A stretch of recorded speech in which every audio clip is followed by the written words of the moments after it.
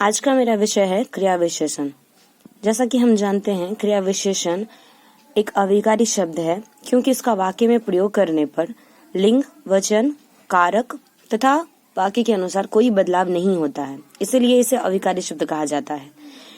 क्रिया विशेषण वह शब्द है जो किसी भी क्रिया की रीति, समय, स्थान या परिमाण यानी कि मात्रा के बारे में बताता है। हम शब्दों के अनुसार यह कह सकते हैं कि जो शब्दों की यानी कि जो शब्द किसी भी क्रिया शब्दों की विशेषता बताते हैं वे क्रिया विशेषण कहलाते हैं। जैसे कि सौम्या ऊपर बैठी है, सुजाता कम बोलती है, दूध वाला सुबह आता है। यानी कि ये ऊपर, कम और सुबह यानी कि काल का, ऊपर यानी कि स्थान का और कम यानी कि परिमाण का बोध करा रहा है। इन वाक्यों में इसे हम क्रिया विशेषण कहते हैं क्योंकि बैठना, बोलना और आना ये सारी क्रियाएं हैं, उसे हम क्रिया विशेषण शब्द कहते हैं। जैसे कि मेरी दादी जी ऊंचा सुनती हैं, ऊंचा क्रिया विशेषण यही चारों हैं। अब है क्रिया विशेषण के कितने भेद होते हैं, तो यहाँ पर क्रिया विशेषण के मुख्यतः 4 भेद होते हैं। सबसे पहला है रीतिवाचक क्रिया विशेषण, कालवाचक क्रिया विशेषण, स्थानवाचक क्रिया विशेषण और परिमाणवाचक क्रिया विशेषण। इन्हीं क्रिया विशेषण शब्दों के कुछ विशेष रूप से इधर दी गई है जानकारी। सर्वप्रथम है रीतिवाचक क्रिया विशेषण। रीतिवाचक क्रिया विशेषण यानी कि रीति का अर्थ होता है तरीका, ढंग, किसी काम को करने की कला, कि जिस प्रकार हम किसी काम को हम किस प्रकार करते हैं। तो जो क्रिया विशेषण शब्द क्रिया के होने की रीति यानी कि ढंग, तरीका का बोध कराए वे रीतिवाचक क्रिया विशेषण कहलाते हैं। जैसे कि चींटी धीरे चलती है, बानी अच्छा गाती है। तो ये धीरे और अच्छा ये दोनों शब्द क्रिया विशेषण है क्योंकि ये चलने और गाने की विशेषता को बता रहा है। अब ऐसे भेदों में हम कैसे शब्द का प्रश्न सूचक शब्दों का प्रयोग करते हुए हम यदि प्रश्न पूछेंगे कि चींटी कैसे चलती है, तो प्रश्न में उत्तर आता है कि चींटी धीरे धीरे चलती है। तो धीरे धीरे इसका उत्तर हो जाता है क्योंकि कैसे नाम से प्रश्न सूचक शब्द से यदि प्रश्न करते हैं तो उसका यदि उत्तर हमें मिल जाता है तो वह रीतिवाचक क्रिया विशेषण होता है। अब रीतिवाचक क्रिया विशेषण के कुछ उदाहरण इस प्रकार हैं, जैसे कि तेज, धीरे धीरे, जल्दी जल्दी, तेजी से, अच्छा, मधुर, खराब इत्यादि ये सारे रीतिवाचक क्रिया विशेषण हैं। दूसरा है कालवाचक क्रिया विशेषण। कालवाचक क्रिया विशेषण में जो क्रिया शब्द किसी क्रिया के होने के समय का बोध कराएं वे कालवाचक क्रिया विशेषण कहलाते हैं। जैसे कि तुषार अभी आया, दादाजी कल आएंगे, मैं रोज मंदिर जाता हूँ इत्यादि। कालवाचक क्रिया विशेषण का अर्थ होता है कि किसी भी काम को यानी कि हम यदि किसी काम को करते हैं तो वो हमने उस काम को कब किया यानी कि उसके स्थान का बोध किया जा रहा है, और जब ये स्थान का बोध करा दिया जाता है तो उसे हम कालवाचक क्रिया विशेषण कहते हैं। जैसे कि इन वाक्यों में लिखा गया है तुषार अभी आया, तो अभी आने की उसका बोध हो रहा है कि वह कब आया, तो वह अभी आया। दादाजी कल आएंगे, तो वो कब आएंगे, इसका अर्थ है कि वो कल आएंगे, तो कल से हमें उत्तर मिल रहा है। अब है मैं रोज मंदिर जाता हूँ, तो मैं कब मंदिर जाता हूँ, इसका अर्थ है कि मैं रोज मंदिर जाता हूँ यानी कि रोज। यह तीनों शब्द अभी, कल, रोज, आज, प्रतिदिन ये सारे शब्द जो हैं वो काल का यानी कि समय का बोध करवा रहे हैं कि ये किस समय में कौन सी क्रिया की गई।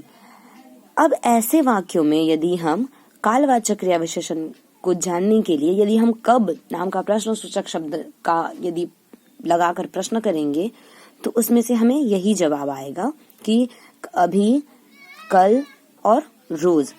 इसके कुछ मुख्य उदाहरण इस प्रकार भी हैं, जैसे कि अभी, तभी, तब, अब, आज, कल, परसों, रोज, कभी कभी, हमेशा इत्यादि। ऐसे शब्दों को हम कालवाचक क्रिया विशेषण के आधार पर रखते हैं। क्यों? क्योंकि ये सारे शब्द जो है वो हमें किसी काम के करने के काल यानी कि समय का बोध करवा रहे हैं, इसीलिए इसे कालवाचक क्रिया विशेषण कहा जाता है। अब है हमारा तीसरा, स्थानवाचक क्रिया विशेषण। स्थान का अर्थ होता है जगह, उसका स्थान, यानी कि किसी काम को हम किस स्थान पर करते हैं, कहाँ करते हैं, उन्हीं चीजों को हम स्थानवाचक क्रिया विशेषण कहते हैं। जैसे कि जो क्रिया विशेषण शब्द क्रिया के होने के स्थान का बोध कराए। स्थान का बोध कराए यानी कि कौन सी क्रिया, यानी कि कोई काम हम कहाँ कर रहे हैं। यदि हम जा रहे हैं तो हम कहाँ पर जा रहे हैं, यदि हम बैठे ही हुए हैं तो कहाँ बैठे हुए हैं, चल रहे हैं तो कहाँ चल रहे हैं, हम यदि खड़े हैं तो कहाँ खड़े हैं।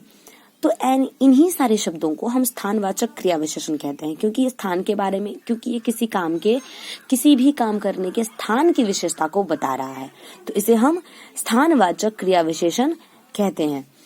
अब उसी प्रकार है जैसे कि जो क्रिया विशेषण शब्द किसी क्रिया के होने के स्थान का बोध कराए, किसी स्थान का ये बोध कराता है, तो उसे हम यानी कि उसे हम स्थानवाचक क्रिया विशेषण कहते हैं। जैसे कि इसमें है, उसे हम स्थानवाचक क्रिया विशेषण कहते हैं। स्थान यानी कि यदि हम कोई काम कर रहे हैं तो उसके स्थान का बोध कराने वाले शब्द। जैसे कि उदाहरण रूप कुछ वाक्य यहाँ पर लिखे गए हैं। जैसे कि पहला है, वैभव मेरे आगे आगे चल रहा था, यानी कि आगे आगे। बिल्ली नीचे कूद गई, यानी कि नीचे। तो ये सारे शब्द जो हैं, जैसे कि आगे आगे और नीचे, ये सारे शब्द जो हैं वो स्थानवाचक क्रिया विशेषण कहलाते हैं। अब इन्हीं वाक्यों को हम ध्यान से देखते हैं। जैसे कि वैभव मेरे आगे आगे चल रहा था, तो वैभव कहाँ चल रहा था, तो वो मेरे आगे आगे चल रहा था। जैसे कि बिल्ली कहाँ कूद गई, तो बिल्ली नीचे कूद गई। इन्हीं वाक्यों में यदि हम कहाँ नाम का प्रश्न लगाकर प्रश्न करेंगे, प्रश्न पूछेंगे, तो जिस शब्द का हमें जवाब आएगा वही स्थानवाचक क्रिया विशेषण हो जाएगा। जैसे कि यहाँ पर कुछ शब्द लिखे गए हैं, जैसे कि ऊपर, नीचे, आगे, पीछे, इधर, उधर, बाएं, दाएं इत्यादि शब्दों को हम स्थानवाचक क्रिया विशेषण कहते हैं। जैसे कि मैं उधर बैठा था, तो मैं कहाँ बैठा था, तो उधर बैठा था, यानी कि बैठने की क्रिया कहाँ, किस स्थान पर की जा रही है। मैं सड़क पर चल रहा था, तो मैं कहाँ चल रहा था, तो सड़क पर। तो वो चलने की क्रिया कहाँ पर समाप्त की गई, कहाँ पर उसकी क्या विशेषता थी। इन्हीं शब्दों का बोध कराने वाले शब्द जो होते हैं वो स्थानवाचक क्रिया विशेषण कहलाते हैं। अब है परिमाणवाचक विशेषण। सबसे पहले परिमाण शब्द का अर्थ होता है मात्रा। जितने भी द्रव्यवाचक संज्ञा होते हैं उन्हें हम गिन नहीं सकते, इसलिए हम उन्हें मापते और तौलते हैं। यदि वो सामान कितना है उसके माप करने के लिए जिस भी चीजों का हम मात्रा का ज्ञात लगाते हैं उसे ही परिमाण कहा जाता है। अब उसी प्रकार ये मात्रा का बोध कराएगा कि हमने किसी क्रिया को कितनी मात्रा में की, कितना काम किया, कितना बोला, कितना हंसा, कितना देखा, कितना सुना, उन्हीं सब चीजों की विशेषता जो बताएगा वही क्रिया विशेषण यानी कि परिमाणवाचक क्रिया विशेषण कहलाएगा। परिमाणवाचक क्रिया विशेषण की परिभाषा यह है कि जो क्रिया विशेषण शब्द किसी भी क्रिया के होने के परिमाण यानी कि मात्रा का बोध कराता है उसे हम स्थानवाचक क्रिया विशेषण कहते हैं, यानी कि वे क्रिया विशेषण कहलाते हैं, स्थानवाचक क्रिया विशेषण कहलाते हैं। अब ऐसे ही वाक्यों में यदि हम कितना प्रश्न सूचक शब्द लगाकर यदि प्रश्न करेंगे तो हमें उत्तर मिलेगा कि जितनी मात्रा में हम उस क्रिया को कर रहे हैं उसे हमें पता चल जाएगा। जैसे कि उदाहरण रूप है यहाँ पर, मुकुल ने बहुत खाया, तो मुकुल ने कितना खाया, तो मुकुल ने बहुत खाया, यानी कि उसके खाने की क्रिया जो थी उसके परिमाण का बोध है कि वो बहुत खाना खाया। तो खाने की क्रिया उसमें उसका जो है वो विकास हुआ, यानी कि उसके मात्रा का पता चला, तो इससे हमें पता चला कि उसने बहुत खाना खाया। अब उसके बाद है गीतिका कम बोलती है, यानी कि उसके बोलने की क्रिया कितनी की जाती है, तो बहुत कम, तो यह भी एक परिमाणवाचक क्रिया विशेषण ही है। अब इन्हीं सारे वाक्यों में यदि हम कितना नाम का प्रश्न लगाएंगे, कितना सूचक प्रश्न लगाएंगे तो हमें जवाब मिल जाएगा। जैसे कि मुकुल ने कितना खाया, तो मुकुल ने बहुत खाया। गीतिका कम बोलती है, गीतिका कितना बोलती है, ऐसे वाक्यों को ही हम, गीतिका कितना बोलती है तो गीतिका कम बोलती है, ऐसे ही वाक्यों को हम परिमाणवाचक क्रिया विशेषण कहते हैं। जैसे है यहाँ पर कुछ उदाहरण इस प्रकार लिखे गए हैं, जैसे कि कम, अधिक, ज्यादा, थोड़ा, इतना, उतना, इतना मत देखो, ज्यादा मत सोचो, थोड़ा कम बोलो, अधिक बातें मत करो, कम करो। इसी प्रकार के शब्दों को यदि हम वाक्य में प्रयोग करते हैं तो वह किसी भी क्रिया की परिमाण यानी कि उसकी मात्रा का बोध कराता है, जिसे हम परिमाणवाचक क्रिया विशेषण कहते हैं। यानी कि जो शब्द किसी भी क्रिया की मात्रा यानी कि कितने मात्रा में वो कार्य समाप्त की गई है इसका बोध कराने वाले शब्द जो होते हैं वे स्थानवाचक क्रिया विशेषण कहलाते हैं। उदाहरण स्वरूप यहाँ पर है, मुकुल ने बहुत खाया, गीतिका कम बोलती है।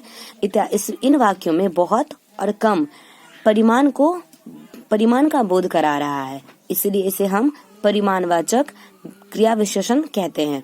इत्यादि कम, अधिक, ज्यादा, थोड़ा, अलग, थोड़ा, इतना, उतना, ये सारे शब्द जो हैं वो परिमाणवाचक क्रिया विशेषण शब्द कहलाते हैं।